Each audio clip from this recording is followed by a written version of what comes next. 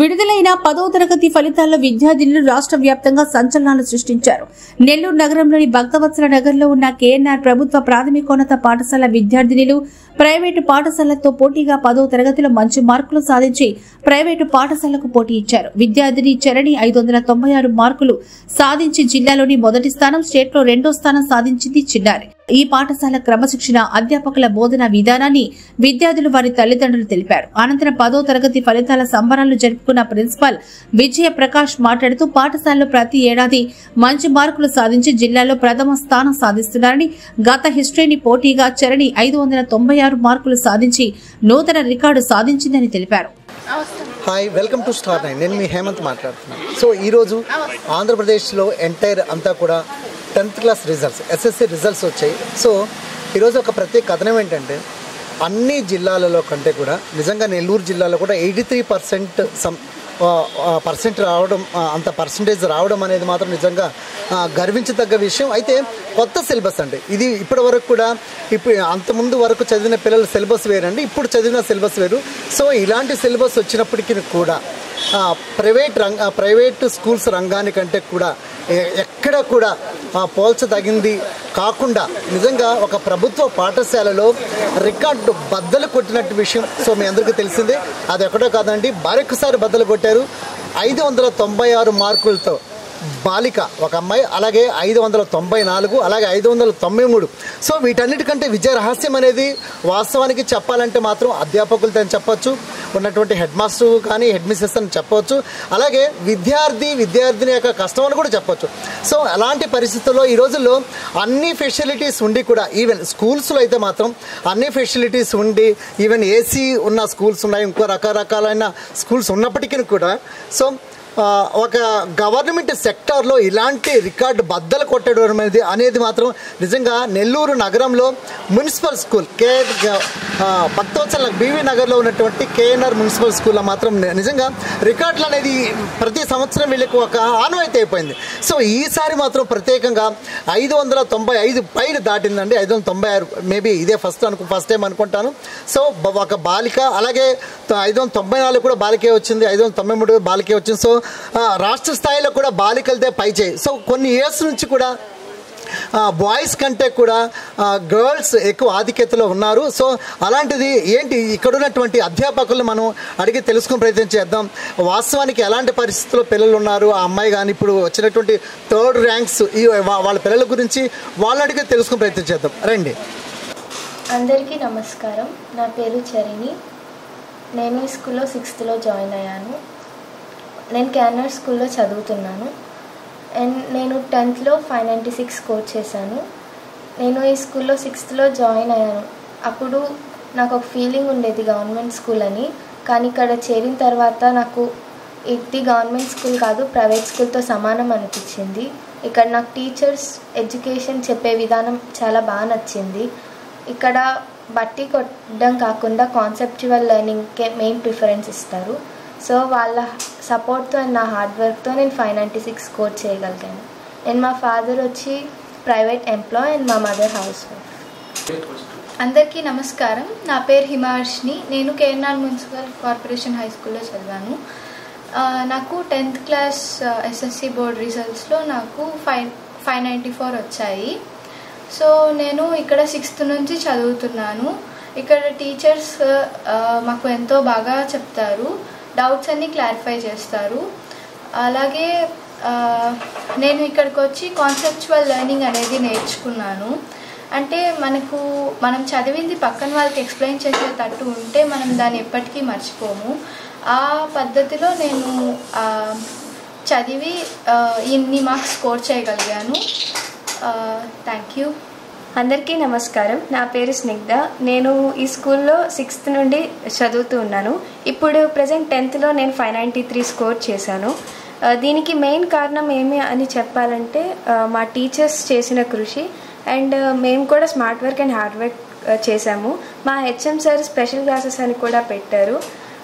And మా ఇంట్లో కూడా ఒక మంచి ఎన్విరాన్మెంట్ క్రియేట్ చేయడం వల్ల నేను బాగా చదివి ఈ స్కోర్ చేయగలిగాను.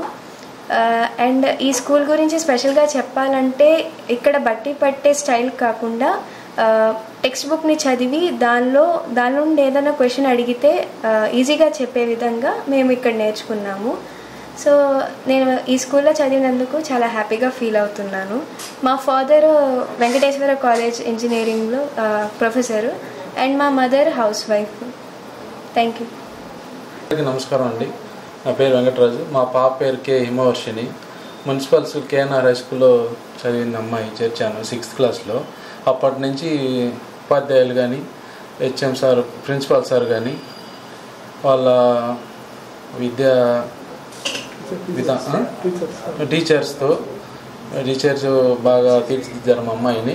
ప్రైవేట్ స్కూల్ ధీటుగా, కార్పొరేట్ స్కూల్ ధీటుగా గవర్నమెంట్ స్కూల్ మంచి మార్కులు వచ్చాయి. కానీ సంతోషంగా ఉంది. ధన్యవాదాలు టీచర్స్కి అండ్ హెచ్ఎం సార్కి ధన్యవాదాలు. నా పేరు శివకుమార్. మా పాప చరణి 6th క్లాస్లో నేను ఇక్కడ కేఎన్ఆర్ మున్సిపల్ స్కూల్లో జాయిన్ చేయించాను. 6th క్లాస్ నుంచి ఇక్కడే చదువుతుంది. ఇప్పుడు 596 మార్క్స్లో 10th క్లాస్లో మంచి స్కోర్తో పాస్ అయింది. దీనికి కారణమైన విజయప్రకాష్ సార్ ప్రిన్సిపల్ గారు. ఆయన ఒక టీం అంటే ఒక టీం వర్క్ చేస్తున్నారు.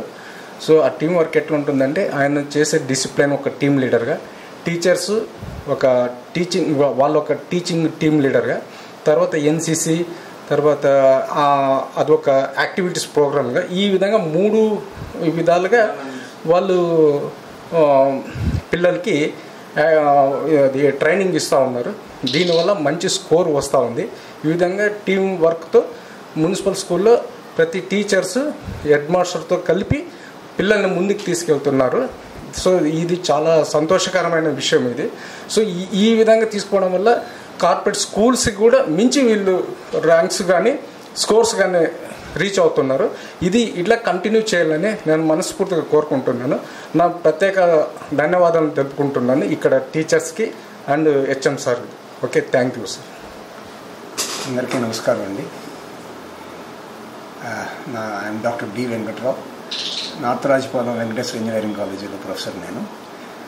మా అమ్మాయి స్నిగ్ధ మన BV Nagar KNR municipal corporation high స్కూల్లో ఈ సంవత్సరం 10th పరీక్షల్లో 593 మార్కులు తెచ్చుకుంది.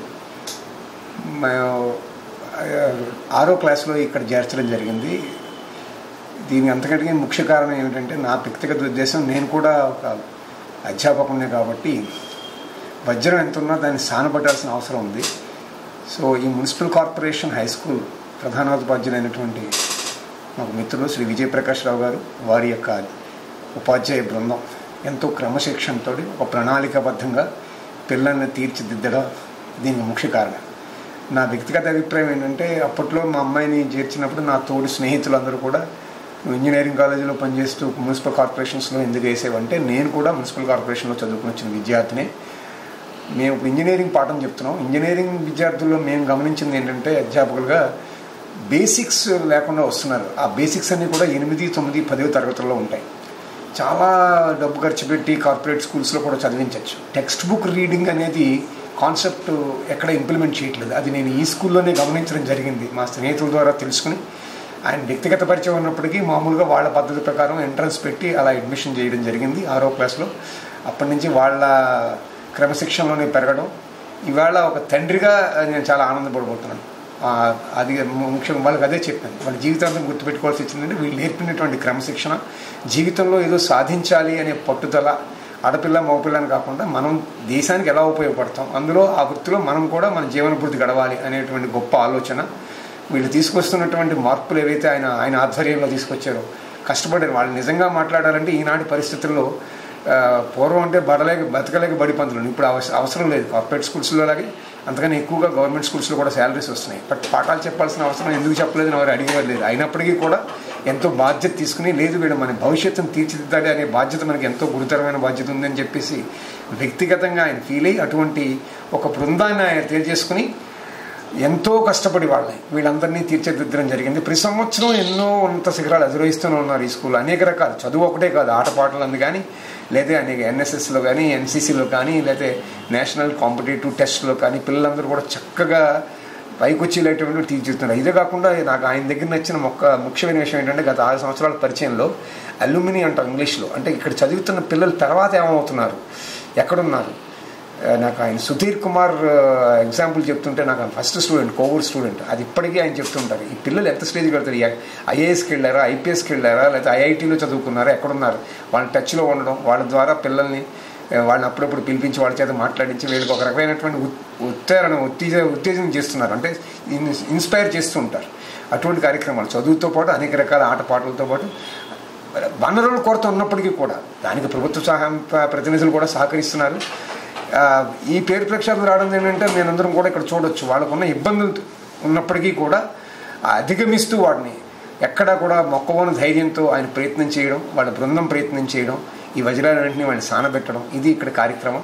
ఇలా 10 కాలాల పాటు ఈ స్కూలు ఇలాగే ఎంతోమంది నిరుపేద విద్యార్థుల్ని ఆణిముత్యాలుగా తీర్చిదిద్దాలని చెప్పేసి ఒక తండ్రిగా నేను కోరుకుంటూ మాకు ఈ అవకాశాన్ని ఇచ్చినందుకు ధన్యవాదాలు తెలియజేసుకుంటున్నాను. నమస్కారం. ఓకే అండి, చూశారు కదండి, నెల్లూరులో మున్సిపల్ స్కూల్లో బీబీ నగర్లో ఉన్నటువంటి కేఎన్ఆర్ మున్సిపల్ స్కూల్ అంటేనే ఒక రికార్డులకు ఒక నిలయమని మాత్రం చెప్పచ్చు. సో దీంట్లో ఒక పిల్లల యొక్క కష్టమా, లేకపోతే అధ్యాపకుల యొక్క కష్టమా, లేకపోతే ప్రధానోపాధ్యాయుడి కష్టమా అంటే నిజంగా చెప్పాలంటే మాత్రం అందరికీ సమానం ఇక్కడ. కానీ ఇక్కడ కేఎన్ఆర్ స్కూల్లో ఉన్న ఒక ప్రత్యేకత ఏంటంటే ఇక్కడ ఉన్నటువంటి ప్రధానోపాధ్యాయుడు హెడ్ మాస్టర్గా వర్క్ చేస్తున్నటువంటి సిన్స్ వెరీ లాంగ్ టైం నుంచి ఇక్కడ ఉంటున్నాడు. సో ఎప్పుడైతే ఈ స్కూల్ని హ్యాండ్ ఓవర్ చేసుకున్నప్పుడు తను ఎప్పుడైతే అపాయింట్మెంట్ అయ్యాడు యాజ్ ఏ స్కూల్ అసిస్టెంట్గా అయినప్పటి నుంచి కూడా స్కూల్ ఎన్విరాన్మెంట్ని ఒక కంప్లీట్గా ఈవెన్ ఒక స్కూల్కి పిల్లలకి ఏదైతే అవసరమో అవన్నీ కూడా సమకూర్చే బాధ్యత తను తీసుకున్నాడు. ఈవెన్ వాళ్ళకి సెక్యూర్గా ఒక టాయిలెట్స్ కట్టించడంలో కానివ్వండి, లేకపోతే స్కూల్ ప్రహరీ చాలా చిన్నదిగా ఉండేది, అప్పుడు స్కూల్ పిల్లలు కూడా బయటికి కనిపించేవాళ్ళు.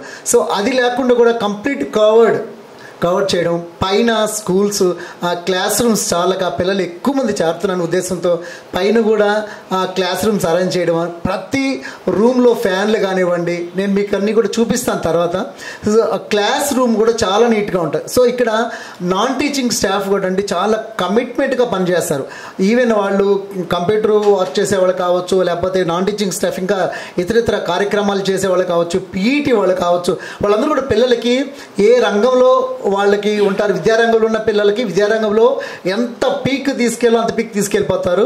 అలాగే పీఈటీ వాళ్ళు ఏ క్రీడలు అయితే వీళ్ళు ఇన్వాల్వ్మెంట్ ఎక్కువ ఉందో ఆ క్రీడలు అయితే వాళ్ళు రాణించగలరు అనుకున్నప్పుడు డెఫినెట్గా రాష్ట్ర స్థాయి కానీ జాతీయ స్థాయి కూడా తీసుకెళ్లేటువంటి రికార్డ్స్ కూడా ఇక్కడ ఉన్నాయి. సో ఇవన్నిటి కూడా కారణాలు ఏంటి, ఇక్కడ మన మధ్యలో ప్రధానోపాధ్యాయుడు ఉన్నాడు.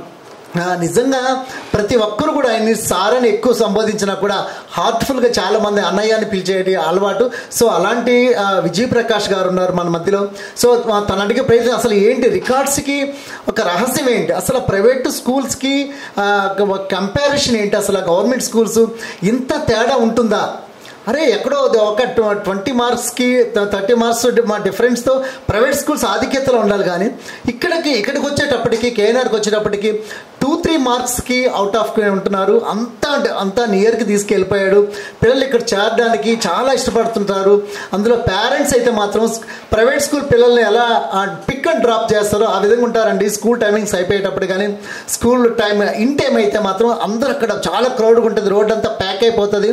సో పిల్లలు ఆటోలు వచ్చేవాళ్ళు కానివ్వండి, పేరెంట్స్ వచ్చేవాళ్ళు, వాకర్స్ కానివ్వండి, అలాగే 2 వీలర్స్ వచ్చేవాళ్ళు పేరెంట్స్. అంటే నేను ఎందుకు మీతో చెప్తున్నానంటే ఇది గవర్నమెంట్ స్కూల్స్ కంటే కూడా అంత మించి ఉంది, ప్రైవేట్ స్కూల్స్ కంటే కూడా మించి ఉందని చెప్పడానికి ఇక్కడ ఎన్విరాన్మెంట్ కావచ్చు, డిసిప్లిన్ కావచ్చు, టీచింగ్ నాన్ టీచింగ్ స్టాఫ్ ప్రతి ఒక్కరిని ఆయన కంట్రోల్ చేయడంలో.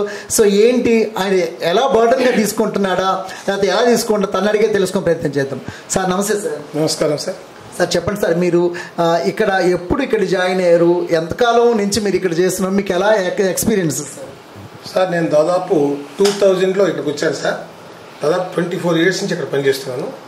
మధ్యలో ఒకసారి అంటే 2008లో ఒకసారి ట్రాన్స్ఫర్ వచ్చింది. మరలా స్థానికులు అలాగే స్థానిక ప్రముఖులందరూ కూడా వాళ్ళు నా బదిలీని ఆపి మళ్ళీ ఇక్కడ తీసుకొచ్చారు. అప్పటి నుంచి కూడా నేను ఒక అదనపు బాధ్యతలతో అంటే నా భుజాల మీద ఎక్కువ భారం మోసినట్లుగా నేను భావించాను. నా మీద ఉన్న నమ్మకాన్ని వమ్ము చేయకుండా ఇప్పటివరకు కూడా ఆ విజయ పదవులు నడుస్తున్నాం. ప్రధానంగా నాకు ఈ వృత్తి అంటే చాలా చాలా ఇష్టం సార్. కాబట్టి ఇష్టపడి వచ్చాను కాబట్టి నేను ఇక్కడ ఎంత కష్టపడుతున్నా కూడా నాకు ఆ శ్రమ తెలియట్లేదు. బాగా ఆస్వాదిస్తున్నాను ఈ వృత్తి యొక్క ధర్మాన్ని నిర్వర్తిస్తూ నాకు వ్యక్తిగత జీవితము అలాగే వృత్తిపరమైన జీవితం రెండింటి కూడా బ్యాలెన్స్ చేసుకుంటూ ఉపాధ్యాయులందరి సహకారంతో ఈరోజు 2010 నుండి వరుసగా జిల్లా స్థాయిలో మరియు రాష్ట్ర స్థాయిలో వరుస విజయాలు సాధిస్తూనే ఉన్నాం సార్. దాదాపు 2010లో మొట్టమొదటిసారిగా ఉభయ రాష్ట్రాలు అంటే ఆంధ్ర తెలంగాణ కలిసినప్పుడు మనకి 2010లో కోవూరు సుధీర్ అనేటువంటి విద్యార్థి 582 మార్కులు ఆరు చాలా కష్టం అనమాట. ఆ 582 మార్కులతో ఒక సంచలనం సృష్టించారు సార్. ఆ తర్వాత నుండి మనకి గ్రేడింగ్ విధానం వచ్చింది సార్. మార్కుల విధానం రద్దయి గ్రేడింగ్ విధానం, దాంట్లో కూడా మన పిల్లలు 10 out of 10 అనేది 10ల సంఖ్యలో సాధించడం జరిగింది. ఆ తర్వాత తిరిగి 2021-22లో ఈ గ్రేడింగ్ విధానం రద్దు చేసి మరలా మార్కుల విధానం ప్రవేశపెట్టారు. ఆ ఫస్ట్ టైమే మన పిల్లలు 590 మార్క్స్తో స్టేట్ ర్యాంక్ సాధించడం జరిగింది. ఆ విద్యార్థిని ఇప్పుడు ఐఐటి ఖరగ్పూర్ సెలెక్ట్ అయింది. ఆ తర్వాత మళ్ళీ మన రికార్డుని మళ్ళీ మన స్కూల్ విద్యార్థులే బ్రేక్ చేయడం జరిగింది. అది 593 మార్కులతో గోకుల్ కృష్ణారెడ్డి అనే విద్యార్థి బ్రేక్ చేశాడు. పిల్లలకి ఆ పోటీ తత్వాన్ని మేము నెలకొల్పుతున్నాం. మరి గోకుల్ కృష్ణారెడ్డి రికార్డుని ఎవరు బ్రేక్ చేస్తారని అడిగితే మేము బ్రేక్ చేస్తాం సార్ అని చెప్పి మళ్ళీ నెక్స్ట్ బ్యాచ్ రెడీ అయ్యారు. నిజంగా వాళ్ళు చెప్పినట్టు చేస్తూ 594 మార్కులతో గోకుల్ కృష్ణారెడ్డి రికార్డుని బ్రేక్ చేశారు. ఆ తర్వాత మరలా ఈ సంవత్సరం నిజంగా సరదాగా అనుకునేవాళ్ళం, ఇంకా 595 అంటే రావడం కష్టం కదా అని ఊరికే ఒక ఛాలెంజ్గా విసిరి ఇటు ఉపాధ్యాయులకి విద్యార్థులకు కూడా ఛాలెంజ్ ఇస్తాం. మరి ఈసారి అనుకోకుండా ఇంకొక 2 మార్కులు ఎక్కువగా 596 మార్కులు సాధించడం అనేది మాకు చాలా ఆనందంగా ఉంది.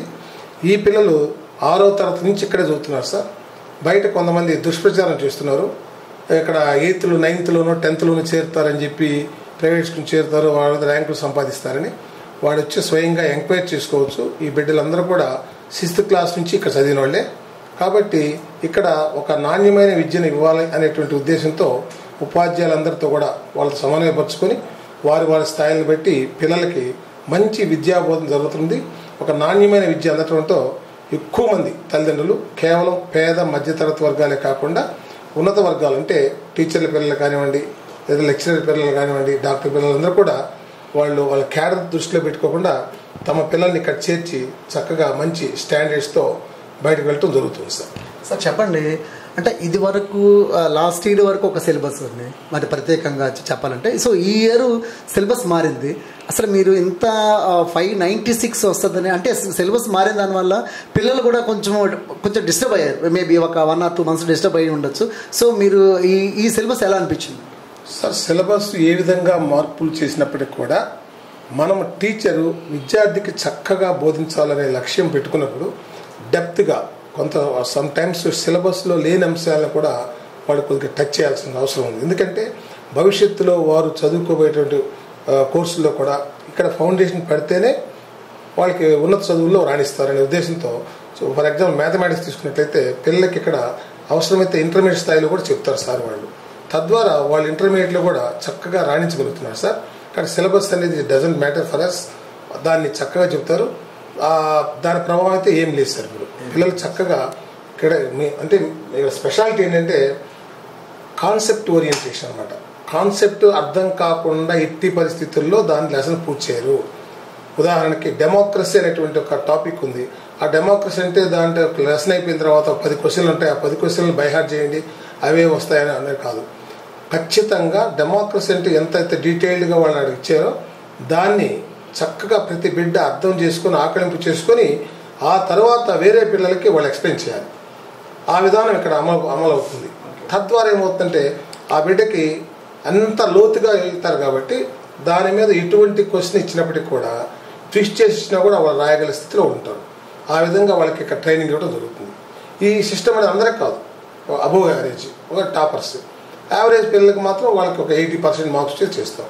అలాగే డల్ స్టూడెంట్స్ ఉంటారు. డల్ అంటే ఇక్కడ ఎలాంటి బేసిక్స్ లేక డిఫరెంట్ స్కూల్స్ నుంచి వచ్చి సరైనటువంటి పునాదులు లేకుండా వస్తారు. వాళ్ళు ఫెయిల్ అవుతారు కాబట్టి వాళ్ళు ఫెయిల్ కానికుండా జాగ్రత్తగా 50% మార్క్స్ వచ్చేదానికి వాళ్ళకి తగ్గట్టుగా వాళ్ళ టీచర్ నియమిస్తాం. కాబట్టి ముగ్గురికి న్యాయం జరుగుతుంది. ఇక్కడ డల్ స్టూడెంట్స్ ఖచ్చితంగా 50 మార్క్స్ పాస్ అవ్వాలి. యావరేజ్ స్టూడెంట్స్ ఫస్ట్ క్లాస్ తెచ్చుకోవాలి, 60 to 70% వెళ్తారు. అలాగే స్పార్క్ చిల్డ్రన్ స్పార్క్ బ్యాచ్ వాళ్ళు ఖచ్చితంగా ర్యాంకులు కొడతారు. మరి ఇప్పటి వరకు నాన్ స్టాప్ 2010 నుంచి నాన్ స్టాప్ ర్యాంకులు వస్తూనే ఉన్నాయంటే మొత్తం ఎన్ని వచ్చింది అసలు 500 అబౌవ్ ఎంతమంది 64 మంది వచ్చారండి. 64 లిస్ట్ ఇక్కడే ఉంది లిస్ట్, మీరు చూసుకోవచ్చు. మొత్తం ఇవ్వండి 64 అబౌవ్ 500. సో చూసారండి 64 మంది అబౌవ్ 500 మెంబర్స్ అండి. సో లాస్ట్ టైంకి చూపిస్తున్నాను చూడండి. సో ఇది 550 అబౌవ్ 28 550 అబౌవ్ 28 మెంబర్స్ అండి. 550 above. So very great, very privilege of KNR sir. కాబట్టి ఈ క్రమంలో నిజంగా ఏదైనా సరే ఒక టీచింగే కాదండి, మనం ఏ పని చేసినా కూడా ఇష్టంతో చేస్తే చాలా ఎలాంటి కష్టాలు తెలియండి. కాబట్టి మనం ఖచ్చితంగా ఆస్వాదిస్తాం. అట్లా నాకు ఈ ప్రొఫెషన్ అంటే చాలా ఇంట్రెస్ట్ కాబట్టి మా ఇంట్లో కూడా మాది ఉమ్మడి కుటుంబం, బేసిక్గా మాకు మంచి సహకారం ఉంటుంది. తద్వారా నేను ఎక్కువ టైం స్కూల్లో గడపడానికి ఇష్టపడతాను. పిల్లలందరితో చాలామంది ఉంటారు కాబట్టి నేను ఒక్కడ కష్టపడటం వల్ల ఇంతమంది ప్రయోజనం పొందుతారు అన్న తెలిసినప్పుడు మనకి అది పెద్ద అనిపించదు, పోనీ మనం కష్టపడతాము. ఆ విధంగా ఈ పాఠశాల నాకు ఎంతో ఇచ్చేస్తాను. నేను పాఠశాలకు ఇచ్చిన దానికంటే కూడా పాఠశాల నాకు నా కుటుంబానికి ఎంతో గౌరవాన్ని ఇచ్చింది. నేను జీవితంలో ఎప్పటికీ మర్చిపోలేను. ఎన్నెన్నో మరిన్ని జన్మ ఉన్నా మరొక జన్మ ఉంటే ఖచ్చితంగా ఇక్కడే టీచర్గానే రావాలనిపిస్తుంది. సో ఎందుకు ఈ మాట చెప్తున్నారంటే సారు, ప్రతి ఒక్కరికి నాకు ఇచ్చిన దానికంటే తిరిగి వడ్డీ కూడా ఇవ్వలేని పరిస్థితులు. కానీ ఇక్కడ స్టూడెంట్స్ ఎలా ఇచ్చారంటే సారు ఇచ్చినటువంటి ఒక విధానంలో ఒక హెల్ప్ అయితే వాళ్ళు చక్కెర వడ్డీతో కలిపి ఆయనకి ఇచ్చేస్తున్నారు ఎవ్రీ ఇయర్. సో ఈయన లాట్ ఆఫ్ ఎంజాయ్మెంట్ పిల్లలకి. సో ఇక్కడ మీరు గమనించండి, ఇక్కడి నుంచి సీసీ ఫుటేజెస్ ఉన్నాయి. సో అన్ని క్లాసెస్కి వెళ్ళి పిల్లలు ఎలా ఉన్నారు, టీచింగ్ స్టాఫ్ ఎలా ఉన్నారు, లేకపోతే నాన్ టీచింగ్ స్టాఫ్ ఏం చేస్తున్నారు. సో హీ అబ్జర్వ్డ్ ఇక్కడి నుంచే మరి ఆఫీస్ రూమ్ నుంచే ఇక్కడి నుంచి గమనిస్తుంటాడు. ఎక్కడైనా పిల్లలు బయట తిరుగుతున్నా కూడా ఇక్కడి నుంచి అనౌన్స్ మైక్ ఉంటుంది అండి. ఇప్పుడు నేను మీకు చూపించలేను. సో మైక్ సిస్టమ్ కూడా ఉంది ప్రత్యేకంగా. సో ఎక్కడ కూడా ప్రైవేట్ స్కూల్స్కి ధీటుగానే ఉంటున్నాయండి ఇక్కడ ఫెసిలిటీస్ కూడా. సో ఇక్కడి నుంచి అనౌన్స్ ఒక అబ్బాయి ఎందుకు తిరుగుతున్నాడు అక్కడ బయట కాంపౌండ్ వాళ్ళు ఎందుకు ఇంతసేపు ఉంటున్నాడు. సో ఇవన్నీ కూడా పిల్లలు కేరింగ్ అనమాట. సో వచ్చేసేది ఎందుకంటే కొన్ని స్కూల్స్ ఎలా ఉంటున్నాయంటే, అంటే maybe most of the schools ఎలా ఉంటున్నాయంటే మనకెందుకంటే వస్తే మన మాట వింటే మేము చెప్తామండి, వినకపోతే మేము చెప్పం. ఇక్కడ అట్టు కాదు, వినకపోయినా వాడు ఇక్కడే ఉండాలి. సో ప్రత్యేకంగా విజయప్రకాష్ సార్ యొక్క వాళ్ళ స్కూల్స్లో ఉన్నది ఏంటంటే 10th పిల్లలు ఎగ్జామ్స్ టైంలో మేబీ ఒక 1 month ఉన్నప్పటి నుంచి కూడా వాళ్ళకి 1 hour 2 hours ఎక్స్ట్రా క్లాసెస్ ఇక్కడే ఉంటాయి. సో ఆ టైంలో కూడా పిల్లలు వాళ్ళకి మంచి స్నాక్స్, సో నేనైతే విన్నానండి, మంచి స్నాక్స్ పెట్టి చదివించడం, వాళ్ళకి చీకటి పడకముందే వాళ్ళని ఇంటికి పంపించడం, ఇంటికి పంపించిన తర్వాత కూడా కేరింగ్ అనమాట. పిల్లలు కొంతమంది టీచర్స్కి కొంతమంది అప్పగిస్తారు. వాళ్ళ ఫోన్ కాల్స్ ద్వారా కానీ ఎలా ఉన్నారు, నిద్ర లేచారా, ఇంటికి చేరిపోయారా, చదువుతున్నా లేదా, ఇవన్నీ కూడా ఫీడ్బ్యాక్ కూడా తీసుకుంటారు. ఏం సార్ ఇది ఖచ్చితంగా దాదాపు 10 సంవత్సరాల నుంచి 10th క్లాస్ విద్యార్థులకి రాత్రిపూట నాకు 10:30కి మిస్డ్ కాల్ ఇవ్వాలండి. ఒక 10 ఏళ్ళ నుంచి మేము దీన్ని ఒక ప్రాక్టీస్ చేస్తున్నాం. 10:30 వరకు ఖచ్చితంగా చదవాలి, ఆ పిల్లవాడు మిస్డ్ కాల్ ఇవ్వాలి, లేదంటే పక్క రోజు వాళ్ళని ఖచ్చితంగా ఫాలో చేస్తాం. అలాగే మార్నింగ్ 5ంటికి నిద్రలేయాలి వాళ్ళు.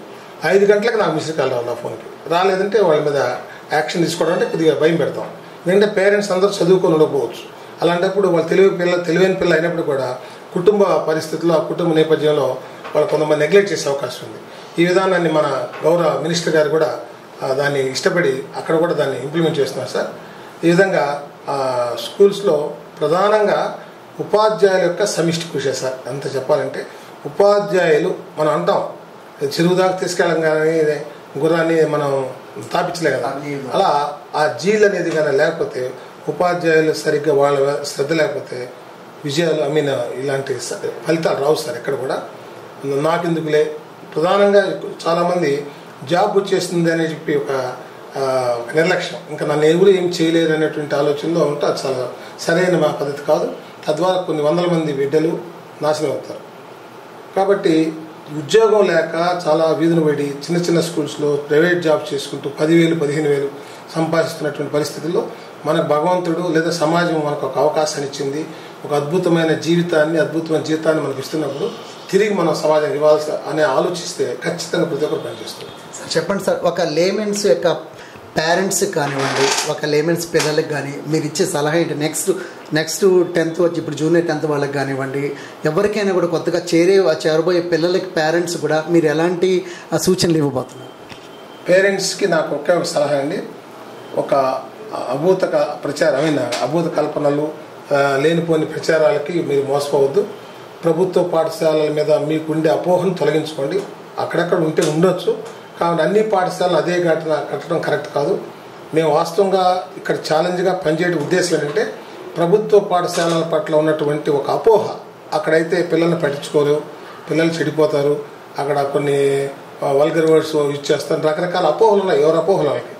ఆ అపోహలు కొంచెం కరెక్ట్ అయ్యొచ్చు, కానీ ప్రస్తుతం ప్రభుత్వ పాఠశాలలు చాలా యాక్టివ్గా ఉన్నాయి, మంచి ఫలితాలతో ముందుకెళ్తున్నాయి. దయచేసి అపోహల నుండి బయటపడి తద్వారా మీరు ఆర్థికంగా చాలా తీవ్రంగా నష్టపోతున్నారండి. ఇక్కడ ఈరోజు మన స్కూల్కి వస్తున్న వాళ్ళంతా చుట్టుపక్కల నుంచి 32 ఆటోలు ఇక్కడికి వస్తాయి. అంటే దూర ప్రాంతాల నుంచి కూడా రావడానికి సిద్ధపడుతున్నారు. అంటే ఒక నమ్మకం ఏర్పడే స్కూల్ మీద.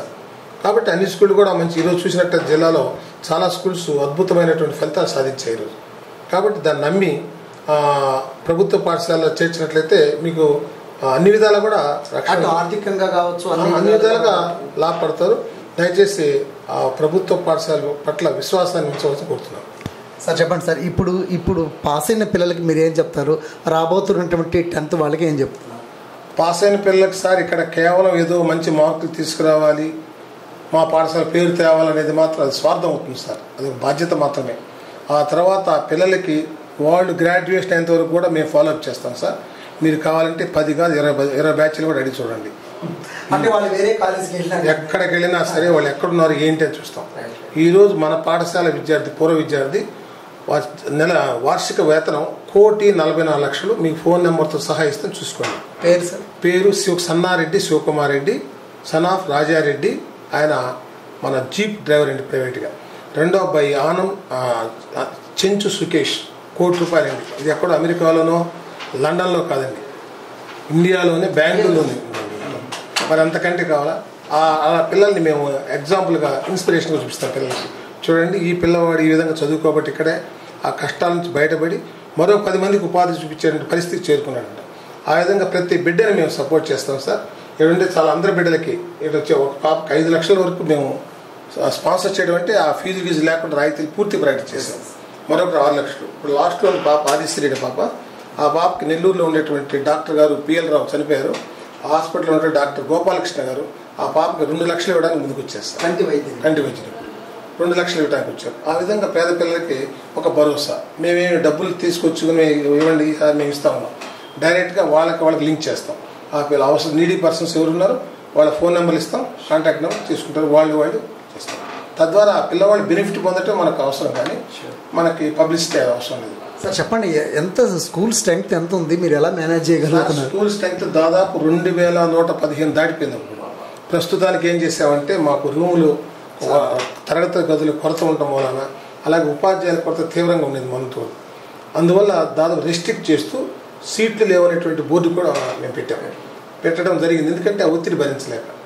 ప్రస్తుతం నేను నెక్స్ట్ ఇయర్ రిటైర్మెంట్ కాబట్టి నేను కూడా అంత ఒత్తిడి తీసుకోవద్దు అనుకున్నా కూడా తెలియకుండా నా మీద ఒత్తిడి పడుతూ ఉంది. ఈ 1 సంవత్సరం నేను ప్రశాంతంగా ఒక మంచి ఫలితాలతో రిజల్ట్ చూసి రిటైర్ అవుతున్నాను. భగవంతుడు మా కష్టానికి తగ్గ ఫలితాన్ని ఇచ్చాడు. నాకు నిజంగా మాటలు కూడా రాలేదు, కొద్దిగా నేను ఎమోషనల్ అయ్యాను. మార్నింగ్ కూడా చాలా సంతోషం సార్.